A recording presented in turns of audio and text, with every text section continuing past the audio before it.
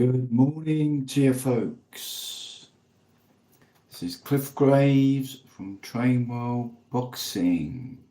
A little bit earlier today, but I just want to, get through this very important topic of nutrition. Now we are going through the traits, the values, what it needs to become optimized. And there are different ones each and every day. Need coffee, excuse me.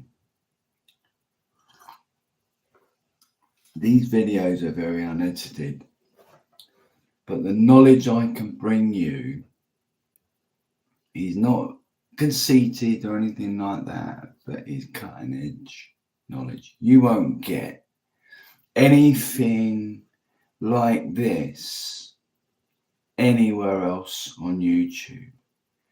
So if you're bored shitless of the same generic turning out the same videos, we ain't like that. So we're going through these values, each and every one. There's 7 of them.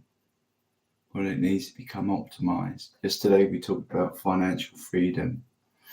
That's almost like the cornerstone of it all. If you haven't got financial freedom, you haven't got Nixie. You ain't got nothing. If you've got to sweat it out and stress paycheck to paycheck. Today we're talking about nutrition. Now, a lot of people, and I've picked on the bodybuilding community because they tend to be they can be so self-opinionated and up themselves, it is untrue. So I say stop it and just give me a chance and have a listen. Stop and have a listen. Stop listening to all the bullshit and crap on the other videos on YouTube that you listen to that just pump you up for the sake of pumping your own ego up. Take a humble pill this morning and listen. So I'm 60 years of age, and in 2011 I was diagnosed as a type 2 diabetic. There's never been a lot of extra pounds on me. I've always been tall and lean and relatively active. But diabetes type 2, if you don't know, is just when the blood glucose levels go through the roof. Uncontrolled blood glucose levels. And that can be attributed to stress, but mainly it is lifestyle, diet incorporated,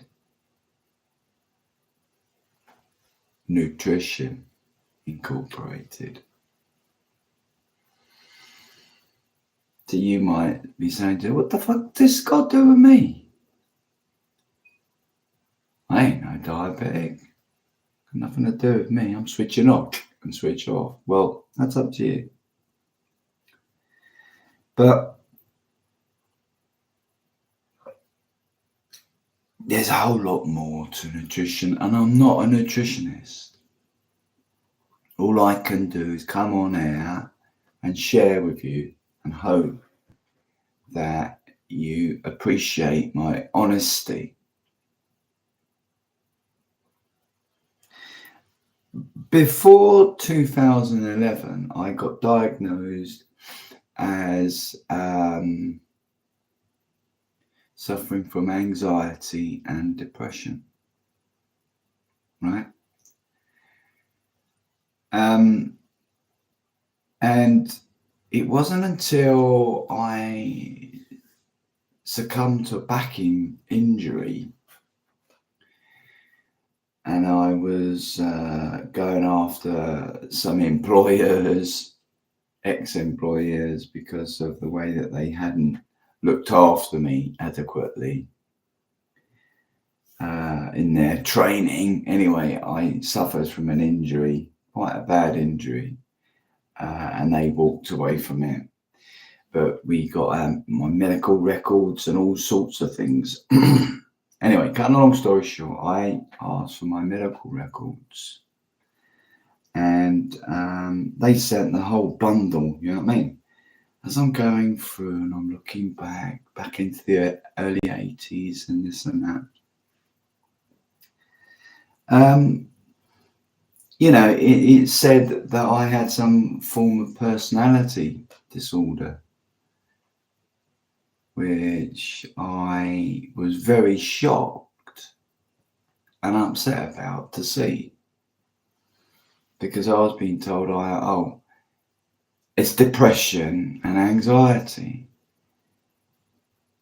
And then yet really they were saying it was a personality disorder, which is all a bit skew-whiff really. And I didn't like hearing that, to be honest with you.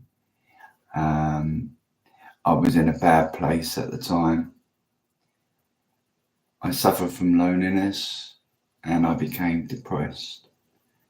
And I've always been a bit of a worrier.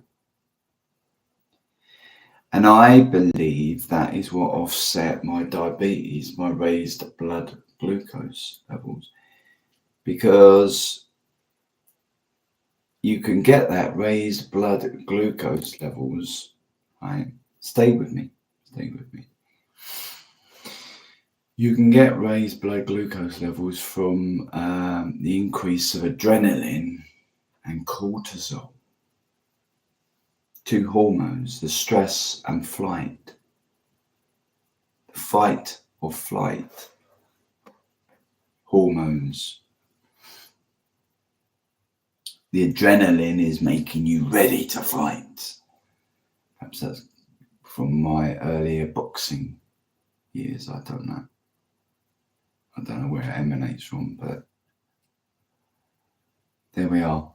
And the cortisol is released so it can release more blood glucose into the body, right? So as you think, if you was out in the Gambia 100 years ago and a wild animal thought, I'm going to have him for breakfast, you need to switch on straight away, like, I need my coffee. I can't seem to get away from coffee, but anyway, it's another thing.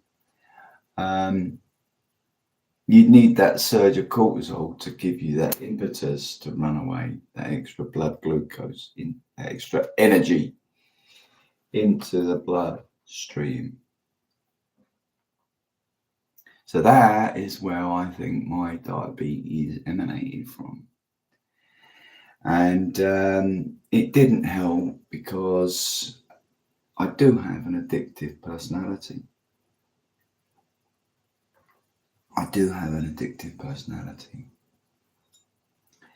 And I'd stopped all my boxing, competitive boxing, the buzz of competitive boxing, everyone cheering when you got up in the ring, and you can imagine. That high had gone for me. And I just started to drink. First it was with friends, and then it started to get really expensive drinking in pubs. I started to drink on my own. I started to drink just normal lager, 4%. I thought, well, that's a piss, don't want that. I escalated out to 5%. And then eventually I was drinking some real strong stuff and got into cider, actually. drinking strong ciders, 8% above. And my blood glucose levels were going through the roof.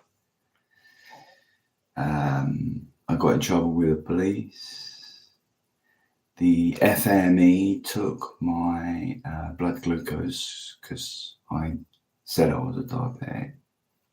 Type 2 sufferer. 17.5 initially. Then after several hours it went down to 11.5. And we're talking a normal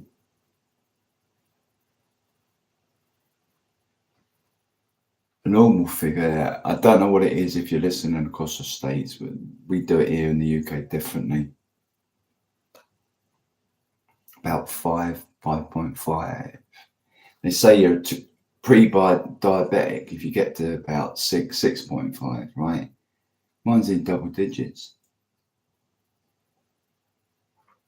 Because of the stressful situation of being banged up, but also because of the amount of drink.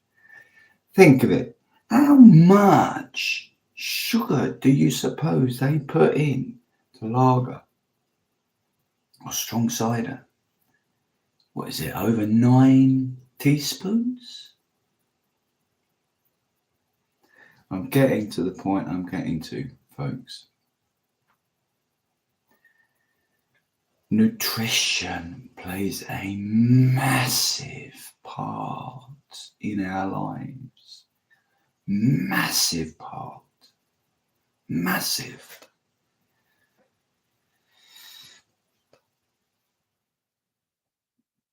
When you start to look into it, you start to see that the real culprit is sugar, processed foods, and carbohydrates. I had, in fact, my sister-in-law says to me, but the staple diet is a potato. What about a potato? And yes, a potato with some baked beans, a bit of cheese in there, melted butter, maybe a bit of Worcester sauce or something like that in there, on the plate with a bit of coleslaw by the side. You know what I mean? A cup of coffee by the side is delicious. But what is it doing in the body? What is it doing in the body? It doesn't matter. The body doesn't understand and identify. Yes, there's a bit more nutrition, vitamins, minerals, especially if you eat the potato skin of a baked potato. Within the baked potato, then there is, you go and have a pint of lager, for example, or several pints of lager.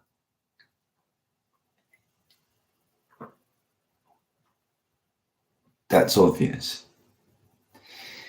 But when it gets into the body and it starts to break down, it's recognized by the body. Pure sugar, you just got a spoonful of sugar and you're straight down the hatch and swallowed it. Taste it down with a little bit of water, drink water, something like that. And you had that baked spud. It is still breaking down to glucose within the body. Doesn't matter, it still goes through the chemical processes of changing in your body to glucose. End of. If you're continually putting in carbohydrates, processed food, sugars, you're on a slippery wicket to nothing. Based on a geezer like me. and others like me. I'm not a lone wolf. I'm a human being. Sorry, this coffee is beautiful. Nicaraguan filter coffee with cream. I'm addicted to this. I told you I had an addictive personality.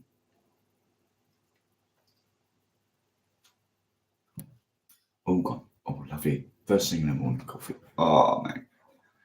I digress.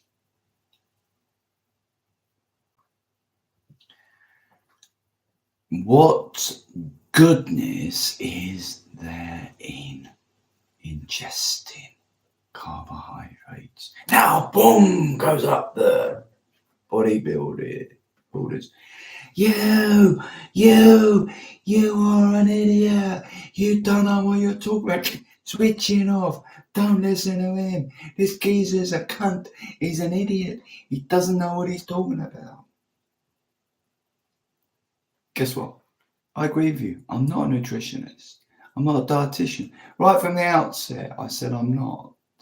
I'm just giving you my honest to goodness experiences, and I'm getting there. This does lend itself to be explained properly. So for your benefit, not for my benefit, to inflate my ego. If I wanted my ego inflated, I'd have a shave, I wouldn't have my dressing gown on, I'd come with a shirt and tie on, I'd get a green screen in the back. Come on, give me that. You know, there is no place for carbohydrates. There really isn't. There really isn't. And I have come across, and I will introduce you to this in time, the intelligence behind it. And fuck me, the intelligence behind it. One particular guy I'm talking about, he's from New Zealand. There you are. The guy is my age. Well, he's a little bit younger than me, but it'd be like mid-50s. If I'm wrong, I apologise. But it'd probably be like, if I was at school in the 5th year, it'd be in the 1st year. So he's from my sort of what's the word, era, as it were. I'll tell you what, my missus came in. She was listening to me watching him, because I watched him on in the big screen. Got big TV in our living room, just through there. She says, "Is he 55?" Yeah. No way, she said. Said he is. Well, according to him, he is. He could be bullshitting, and he could be 20, 21. But geezer looks about 30. You've got to, when I properly, like, officially introduce you to this guy, and you start to listen to him, you will be bowled over by his knowledge and intelligence. And he self-professed said, "Look, I know my onions. I know my stuff. I know my subject. That doesn't make me cocky." My old man said to me, years ago, I must be about 11 years old, he said to me, "Cliff, in life, listen to everybody and then make an informed decision whether you want to take on board what they say, what they're saying." And the other thing he said, Cliff, is when somebody's good at something, or when somebody knows a lot about something and they are sure of themselves, that is not a cocky person. That is somebody that's just self-assured. And I can introduce you to this person. I can also introduce you to another, which I think Ben, taking on board what this geezer's saying. Say he practices, or certainly did practice, as a diabetic surgeon. Now, an orthopedic surgeon, and part of what he very sadly had to do on extreme cases would be to cut away parts of infected limbs. Normally it'd be a bit of a toe, or it might even be as far as the mid part of the foot, or even very, very sadly, unfortunately, just below the knee. But he used to cut off.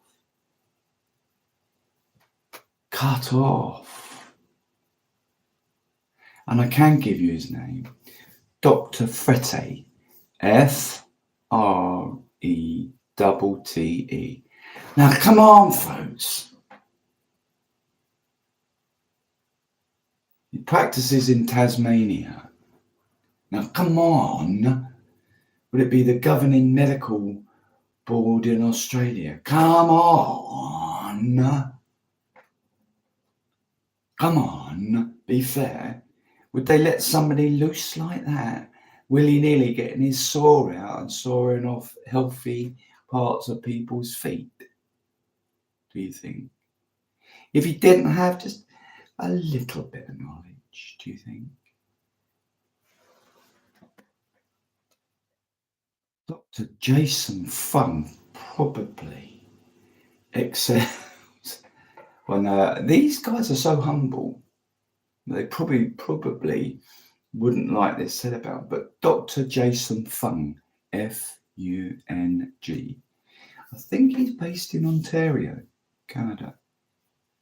A nephrologist. Said to me, a nephrologist, and he said you can cure diabetes type 2 within 2 to 3 weeks. But you got to have the guts to do it. You got to do it via continued fasting. And certainly one of the other chaps that I've just mentioned, I don't know about Dr. Fraternity, certainly the other chap says it's got to be extended fasting. You could fast for between 72 hours and 96 hours. Your blood glucose level will bump.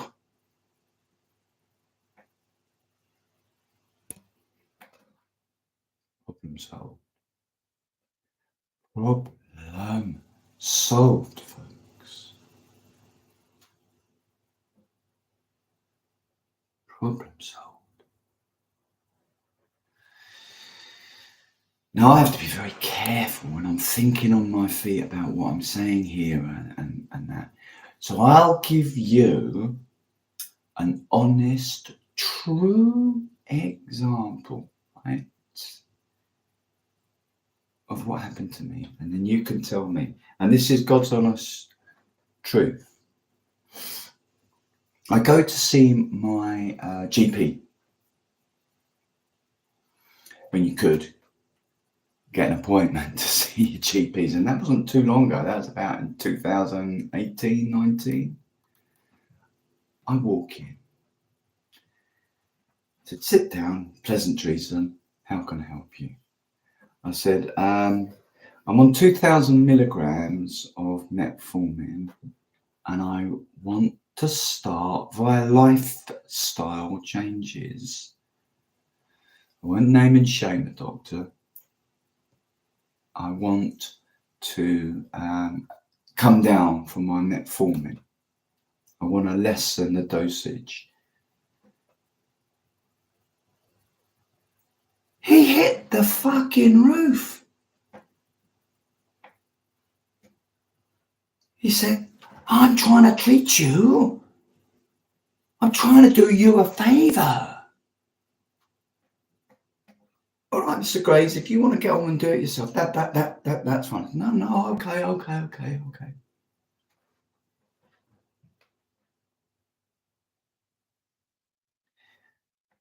Later, it was about 9 months later, I go to see the diabetic nurse. And I'm also on statins, right? I'm also on statins. I said to her, look, I did see Dr. Almost let it go then, didn't I? I did see Dr. M just recently, and I did want to drop down. She said, why? I met for me. Why do you want to do that? I said, because I don't want to control my diabetes type 2 with medication. I want to come off the statins as well. And she said, oh, statins, they, sort of, I'm not a medical person, but they stave off excess cholesterol. And yet, everyone that I've listened to that are higher than her and more knowledgeable than her state and claim, these are medical people stating and claiming this, that it's not cholesterol which is the problem. It's excessive processed foods and sugar, that is. Because if there was, when people do have heart attacks, why is it they never appear to find, and this is, I'm talking from the medical expert's viewpoint, cholesterol on the venous side, where the veins are. Why do they never find, or appear never to find, cholesterol within the veins? And it's always in the arterial side. These professionals and doctors, which I will introduce you to, give the answers to that. So, thank you if you're still listening. I decided I'm going to take my health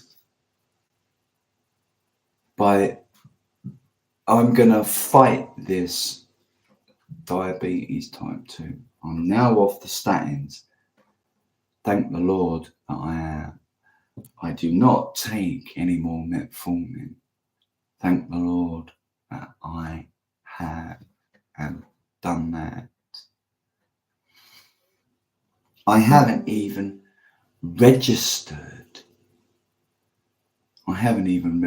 Bothered to register with the GP here. You never get to see them. I'm sure they're very nice people as individuals, but waste of time, in my opinion.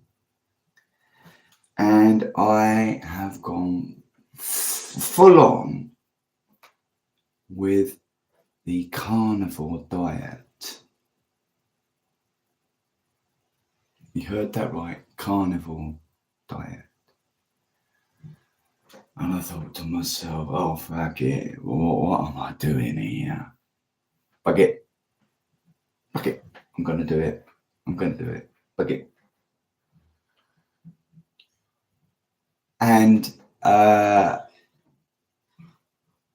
that's just the missus waking up. She starts later today.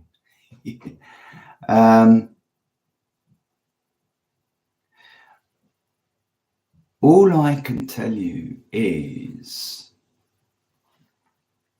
after transitioning over slowly from a low carbohydrate diet into this full-on carnivorous diet, which all the experts highly recommend, because your gut microbiome changes and warfare almost commences, because the existing microbiome inside you is getting pushed out, and they don't want to get pushed out, so they fight back against the new healthy microbiome that's coming in from the carnivorous diet.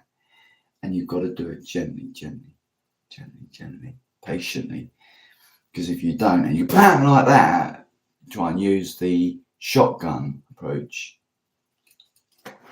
you will inevitably, according to these professionals, end up with microbiome issues. So what have I got out of the carnivorous diet? I have never in my mental health, my mental well-being, felt so well.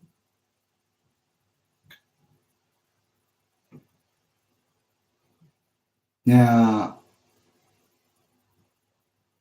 you might think, why am I hesitating and speaking slowly? Because I'm thinking about what I'm going to be saying to you. We don't edit out these videos or anything like that. We just say it from here, the heart.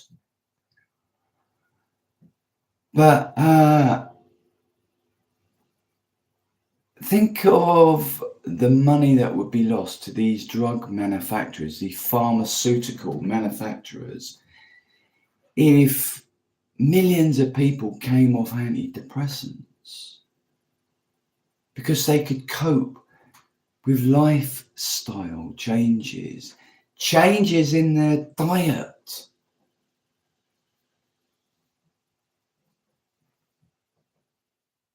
Well, they want to protect their mortgages, don't they? The big moguls of these pharmaceutical companies, they want to protect their mortgages, sending their kids off to private school, driving around in the Aston Martin and the like. And it's left for the likes of you and me to keep taking all this shit.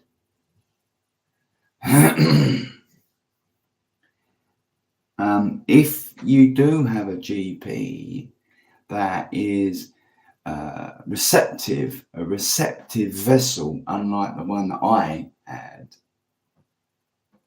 I just told you about, then do go and talk to them about it, that you're considering changing your diet.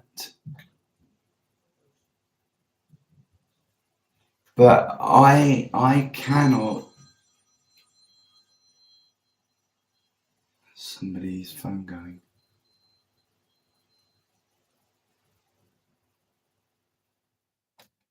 A juggernaut could come flying through. It's so real. Must be quite entertaining for you lot. Anyway.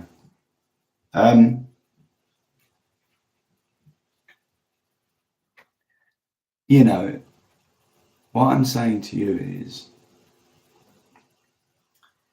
through nutritional changes, I have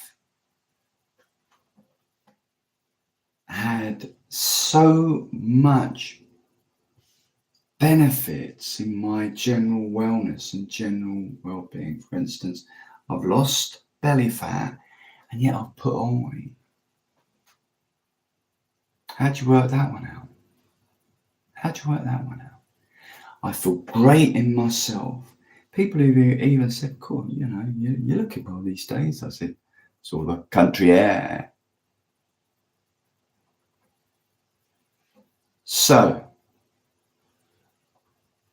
I am not telling you to follow a carnivorous diet in any way. What I am saying to you is, look at very objectively rather than subjectively, look at your current diet. Be strict with yourself and honest with yourself and think, where can I improve? This is all part of becoming the process of becoming this optimized person. Okay, each one feeds in. Feeds in. We're talking about nutrition. Each one is following on from the other. Financial freedom gives you peace of mind. Set the bar with your financial freedom where you want to be at. Nutrition, look at your diet. Tomorrow is another one that we will discuss in detail to becoming optimized. Okay, so thank you for your time. Have a great day. Have a productive day, and I'll speak to you tomorrow. This is Cliff Graves from Trainwell Boxing. Take care of yourself. Bye for now.